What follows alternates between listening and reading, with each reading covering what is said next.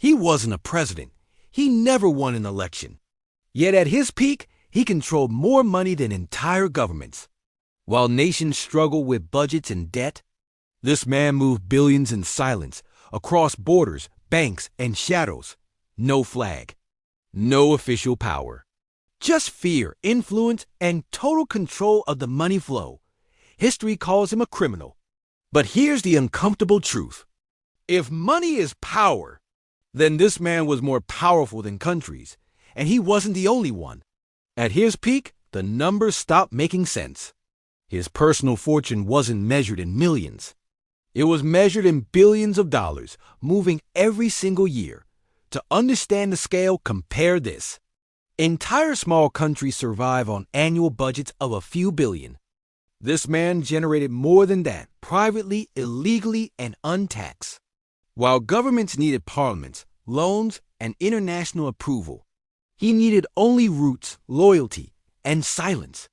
Some years, his cash flow exceeded the GDP of multiple nations combined, not through innovation, not through elections, but through control of supply, fear, and demand. This wasn't just wealth. This was economic power without borders. He wasn't born into power. There were no palaces, no influence, no protection. He grew up in chaos, a place where laws were weak, opportunities were scarce, and survival came before morality. As a young man, he quickly understood one brutal truth. Hard work alone would never make him rich, but controlling what people desperately wanted could. His early life was shaped by instability, corruption, and black markets. While others saw danger, he saw an open system, unprotected and exploitable. This was the moment the path split. One road led to an ordinary life. The other led to power, risk, and eventually, an empire. Every empire begins with one decision, the moment when going back is no longer possible. For him, it started small. Not billions, not even millions. Just one illegal move that worked. He discovered a gap in the system. A trade route no one was watching. A law that existed on paper, but not in reality. The profit was instant, fast money, untaxed, unchallenged. That first success changed everything. Fear turned into confidence. Confidence turned into ambition. He realized the system wasn't strong. It was asleep, and once he crossed that line, there was no reason to stop. Once he saw the gap, he didn't just take it, he expanded it into a full-blown empire. He built networks that spanned continents. Suppliers, transporters, corrupt officials, and loyal enforcers. Every move was calculated. Every alliance served a purpose. Every enemy was either bought, intimidated, or eliminated from the system. Money flowed like rivers from one country to another, through shell companies, offshore accounts, and untraceable channels. By the time governments noticed, his empire was untouchable, an intricate web of fear, loyalty, and wealth, more powerful than any single nation. He didn't just become rich, he became untouchable. Power doesn't come from making money. It comes from moving it without being seen. By this stage, his operation functioned like a multinational corporation. Dirty money never stayed in one place for long. It moved fast, layered, and fragmented. Cash was split into thousands of transactions, passed through front businesses, then washed through banks that asked no questions or were paid not to. Shell companies appeared and disappeared overnight. Accounts were opened in countries where secrecy was law. What looked like trade, imports, or consultant fees was simply money changing its clothes. By the time authorities traced one path, the money was already 10 steps ahead. This wasn't chaos. It was a financial machine designed to outsmart governments. This was the moment when his power was undeniable. At his peak, entire regions depended on his operation. Jobs, protection, even local economies quietly revolved around him. Politicians spoke his name carefully, never in public, only behind closed doors. Law enforcement adjusted strategies not to stop him, but to avoid provoking him. His wealth was now so vast that losses didn't matter. If one route failed, 10 others replaced it. If one ally fell, another stepped in. This wasn't survival anymore. This was dominance for a brief moment in history. He didn't fear governments. Governments feared destabilizing him.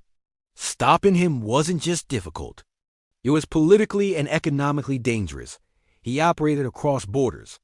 While laws stopped at borders, by the time one country acted, another had already become part of his system. Corruption did the rest. Officials were paid to look away. Others stayed silent out of fear. In some regions, his money kept communities alive. Shutting him down meant unemployment, unrest, and chaos. Governments faced a brutal choice: enforce the law or maintain stability. And so the system hesitated. That hesitation gave him time, and time gave him power. He wasn't protected by weapons alone. He was protected by the system's own weaknesses. Money was only the tool. Fear was the real currency. He understood people better than laws. Reward loyalty generously. Punish betrayal instantly. Those under him didn't just work for money.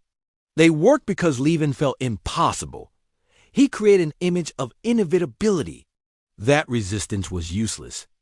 And obedience was survival. Psychologically, he never saw himself as a criminal. In his mind, he was a businessman operating in a broken system, a system he believed deserved to be exploited. Control wasn't maintained through constant violence, but through the belief that violence was always possible. That belief kept his empire standing long after logic said it should fall. Every empire built outside the law faces the same question.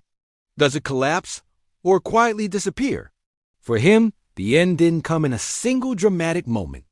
It came slowly through pressure, betrayal, and exhaustion. Roots were exposed. Trusted allies turned into liabilities. The world around him changed, and the system tightened. Some versions of the story end with arrest. Others end with surrender, exile, or negotiated silence. In a few cases, the man vanishes completely. His empire gone, but his money never fully found. What remained was a paradox. The system that failed to stop him also failed to fully erase him. His power ended, but the blueprint survived. History calls them criminals. But the real lesson goes beyond morality. These men succeeded because they understood money and power better than anyone else. They exploited gaps, loopholes, and human behavior. They turned fear and desire into tools for domination. The uncomfortable truth: if money is power, then governments are not the only holders of it. Private individuals, operating in the shadows, can sometimes wield far more influence than entire nations. For anyone watching today, the question isn't just who were they? It's what systems around us are still vulnerable, and who controls them without our notice. The lessons are clear. Power is not inherited. It's understood, captured, and sometimes taken. History will always label them as villains. Textbooks reduce their lives to crimes and headlines. But money doesn't follow morality. It follows control. These men proved one uncomfortable truth: a system can be legal and still be weak. A system can be powerful and still be exploited. When wealth reaches a certain level, right and wrong become negotiable, and fear becomes more effective than law. So the real question isn't whether they were evil. The real question is, who controls the money today? And who is pretending they don't? Because as long as money equals power, someone will always rule from the shadows.